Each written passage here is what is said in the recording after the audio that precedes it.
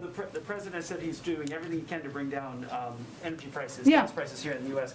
Is on the table then, or is he considering reversing some of the policies and regulations that they put into place that constricts the long-term supply of it to let Europe be more reliant on the U.S. for oil and natural gas? You mean like LNG exports or something like that? But also oil prices, allowing, opening up drilling again, reversing the ban on leases on federal lands? Well, I think what's important to note here, and I talked about this a little bit yesterday, is that there are a range of available oil leasing sites that oil companies are not utilizing. So you should ask them about that. You know the president's view on reducing our dependence on foreign oil, and actually his view is that this makes that case even stronger and diversifying the range of means of energy production everywhere around the world. As it relates to LNG exports, I don't have anything new on that. Our focus right now is on working with or engaging with a range of countries. I mentioned Japan yesterday, and having conversations with others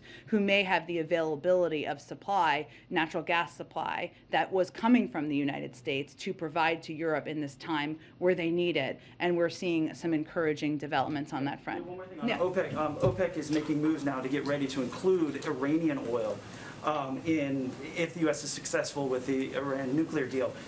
Would the president then welcome Iranian oil coming into the U.S. to lower gas prices? Well, again, we're not quite at the point of a final deal on the nuclear deal, so we will talk about that if we get to that point. Let's see. Go ahead. Thanks, Jen. You've talked a couple times about the U.S. engaging in diplomacy with Russia going forward. When he announced the sanctions today against Putin and Lavrov, the British Prime Minister told NATO leaders that there could be no normalization with Russia after the attack on Ukraine.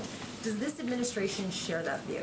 Well, again, in this moment, I've conveyed pretty clearly the president has no intentions at this moment to engage with President Putin. He was just sanctioned. We just made a decision in coordination, in close lockstep with the Europeans, to sanction him ahead of state. That is a very rare step to take.